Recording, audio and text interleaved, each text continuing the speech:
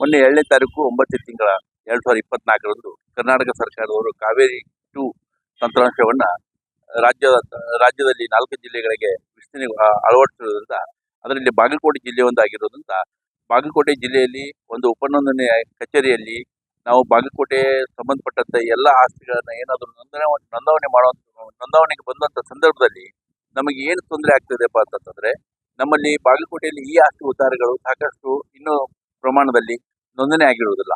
ನಗರಸಭೆಯ ಸಂಸ್ಥೆ ಒಳಪಡುವಂತ ಆಸ್ತಿಗಳಾದಂತ ಮುರ್ನಾಳ, ವೀರಾಪುರ, ಕೇಸನೂರ ಗ್ರಾಮಗಳು ಇನ್ನೂ ಅವು ವ್ಯಾಪ್ತಿನ ಒಳಗೊಂಡಂತೆ ಆ ಆಸ್ತಿಗಳೆಲ್ಲ ಈ ತಂತ್ರಾಂಶದ ಜೊತೆಗೆ ಜೋಡಣೆ ಆಗಿಲ್ಲ. ಮತ್ತು ಮೇಲಾಗಿ ಏನಪ್ಪಾ, ಆರ್ಸಿ ಸೆಂಟರ್ಗಳು ನಮ್ಮ ಬಾಗಲಕೋಟೆ ಆರ್ಸಿ ಸೆಂಟರ್ ನವನಗರ ಅಂತ ಒಂದು ಏನು ಹೆಮ್ಮರವಾಗಿ ಬೆಳೆದಿದೆ, ಅಲ್ಲಿ ಎಲ್ಲ ಇನ್ನೂ ಹಕ್ಕುಪತ್ರ ಆಗಿ ಉಳಿದಿದ್ದಾವೆ. ಹಕ್ಕುಪತ್ರಗಳು ಇನ್ನೂ ಈ ಆಸ್ತಿ ತಂತ್ರಾಂಶಕ್ಕೆ ಅಳವಡಿಸಿದ ನಂತರ ಅದರ ಮೇಲೆ ನಾವು ಖರೀದಿ, ನೋಂದಣಿ ಹಾಗೂ ನಾವು ಬ್ಯಾಂಕ್ಗಳಿಂದ ಸಾಲ ಪಡೆದುಕೊಳ್ಳಲು ಮಾರಾಟ ಮಾಡಲಿಕ್ಕೆ ಅನುಕೂಲ ಆಗ್ತದೆ. ಬಟ್ ಈ ತಂತ್ರಾಂಶದಿಂದ ನಮ್ಮ ಬಾಗಲಕೋಟೆ ಜಿಲ್ಲೆಯಲ್ಲಿ ಸಾಕಷ್ಟು ತೊಂದರೆ ಆಗಿರೋದ್ರಿಂದ ಕೂಡಲೇ ಸರ್ಕಾರ ಎಚ್ಚೆತ್ತುಕೊಂಡು ಈ ತಂತ್ರಾಂಶವನ್ನು ನಮಗೆ ಸಮರ್ಪಕವಾಗಿ ಮುಂದುವರಿಬೇಕಾದ್ರೆ, ಈ ತಂತ್ರಾಂಶದ ಉದ್ದೇಶ ಒಳ್ಳೆಯದಾಗಿದೆ, ಆದರೆ ಸದ್ಯದ ಪರಿಸ್ಥಿತಿಯಲ್ಲಿ ಬಾಗಲಕೋಟೆ ಬಹಳ ಕಷ್ಟ ಆಗ್ತಾ ಇದೆ.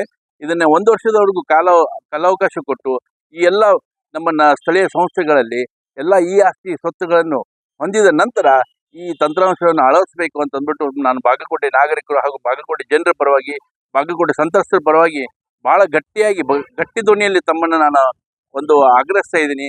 ತಾವು ದಯವಿಟ್ಟು ಇದನ್ನ ಗಮನ ಹರಿಸ್ಬೇಕಂತ ಅಂದ್ಬಿಟ್ಟು ಈ ಮೂಲಕ ತಮ್ಮಲ್ಲಿ ತಿಳಿಯಪಡಿಸ್ತೇನೆ. ವೆಂಕಟಾಚಲಪತಿ ತಿಮ್ಮಯ್ಯ, ಬಳ್ಳಾರಿ, ಬಾಗಲಕೋಟೆ.